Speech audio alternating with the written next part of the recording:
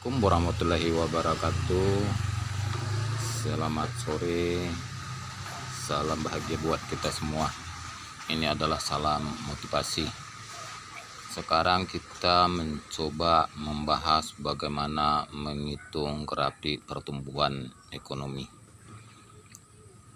Yang pertama, di dalam dunia usaha, ketika grafik ekonomi pertumbuhan di dunia usaha termasuk UMKM adalah ketika kebutuhan hidup layak bisa teratasi, segala beban hidup biaya sehari-hari bisa diatasi dengan baik. Terus ketika biaya hidup dan biaya kebutuhan sehari-hari bisa dicukupi dan mempunyai sisa keuntungan dari usaha, maka disebut suatu usaha itu mengalami pertumbuhan ekonomi.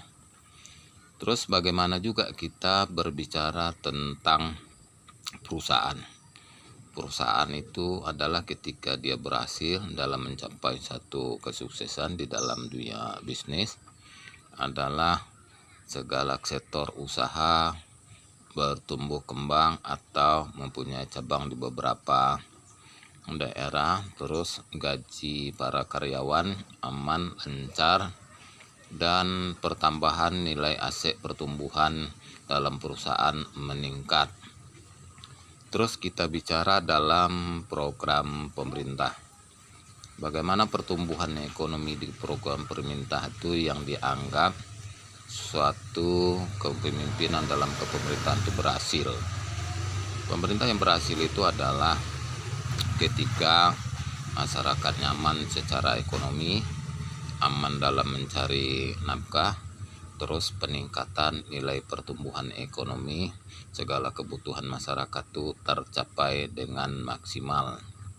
Terus dalam pengelolaan, bagaimana sistem pengukuran di dalam suatu kinerja program regulasi yang diterapkan oleh pemerintah. Membangun ruang publik belum tentu itu dikatakan bahwa satu kepemerintahan itu berhasil. Ruang publik itu harus kita lihat azas dan manfaatnya secara pertumbuhan. Kalau hanya sebagai pelayanan publiknya lancar, terus itu belum bisa dikategorikan bahwa satu daerah itu maju. Pelayanan publik itu adalah memaksimalkan secara pelayanan dari sistem kepemerintahan dalam pelayanan terhadap masyarakat. Terus menghitungnya bagaimana? Menghitungnya ini adalah pengalaman pribadi. Menghitung satu pertumbuhan ekonomi itu adalah dengan pendataan warga masyarakat real sesuai dengan fakta, bukan ABS. Di sini kita merasakan pertumbuhan ekonomi itu adalah ketika masyarakat aman secara ekonomi, mencapai hidup layak, segala kebutuhan bisa teratasi dengan baik. Maka kita hitung dalam kepemimpinan sebelumnya. Ketika berganti era dalam kepemimpinan, kita mengukur nilai pertumbuhan ekonomi. Sekarang yang kita rasakan bagaimana? Banyak kita lihat di beberapa daerah secara untuk memajukan ekonomi masyarakat, baik pembangunan dalam kepemerintahan, terkadang dalam satu wacana yang dibuat itu tidak dipikirkan secara matang. Jadi kita secara berpikir untuk kemajuan daerah itu adalah harus secara kritis. Ketika kita membangun fasilitas umum, kita harus memikirkan dalam jangka panjang apa sih keuntungan dan manfaatnya, apakah yang dirasakan pemerintah. Ini saya pernah melihat beberapa kendaraan umum atau angkutan umum yang milik pemerintah. Kita lihat di beberapa fasilitas angkutan umum lebih 30 unit dengan bus yang besar. Mungkin kalau kita hitung kira-kira biayanya 1 miliar, kalau misalnya sempat 20 unit nangkrak atau 30 unit berarti 30 miliar dana tidak berjalan maksimal. Terus keuntungannya apa sih kan gitu. Kita berhitungnya kalau kita beli dia 1 miliar terus dipakai dalam 5 tahun, apakah bisa menghasilkan 2 miliar. 2 miliar itu setelah keluar gaji karyawan dan perbaikan satu alat transportasi. Baru di episode berikutnya apabila ada peremajaan berarti uang pemerintahnya cukup. Ini yang sering kita lihat yang terjadi. Mungkin kurangnya pertimbangan. Kebijakan yang dibuat itu adalah menggunakan uang rakyat, pajak segala macam. Tentu kita juga harus hati-hati. Katanya sesuai dengan aturan undang-undang bahwa kekuasaan ada di tangan rakyat, tetapi dalam pelaksanaannya masyarakat itu cuma hanya sebatas kologan. Jadi kekuasaan tinggi bagaimana disebut Undang-Undang Dasar 45 adalah di tangan rakyat. Pemerintah menjalankannya. Ketika tidak dijalankan dengan benar, terjadi penurunan nilai pertumbuhan ekonomi. Kira-kira menurut kita semua yang salah siapa sih? Jadi dalam tata kelola berbangsa dan bernegara harus dihitung secara matematika. Ada di dalam kepemimpinan itu ada sifatnya merasa kekuasaan menjadi milik pribadi seseorang. Ada kekuasaan itu turunan karena kekayaan. Jika kita memiliki orang tua kaya ini segala macam, terus kita kaya juga, kita merasa kita penguasa. Orang yang menyarisi penguasa itu adalah orang yang paham dengan keadaan kesusahan orang lain.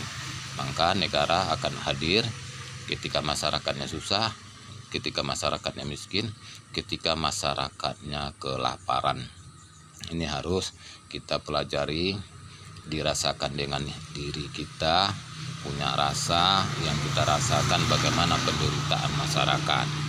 Kalau kita hanya sebatas berbicara, tentu kita tidak mendapatkan inti dari pokok permasalahan. Orang yang sukses itu adalah ketika dia memiliki kekayaan, ketika dia memiliki anak-anak, terus dia tidak hanya ditempatkan kepada kekayaan yang sudah dia miliki.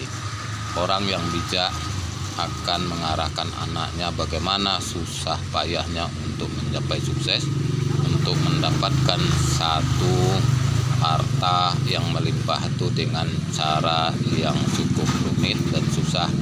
Itu harus diterapkan kepada anak cucunya supaya di kemudian hari dia tidak akan menjadi sombong dan tidak merasa paling berkuasa.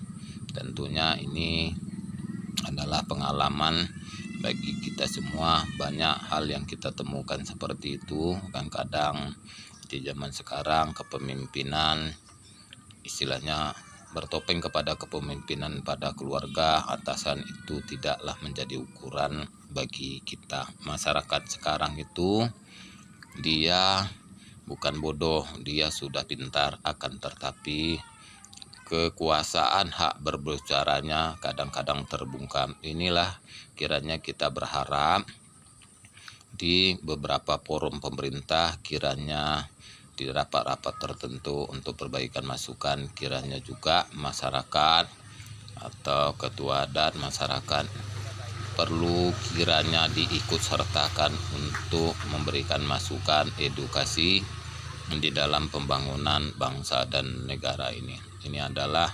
motivasi saya pribadi, bukan untuk menggurui.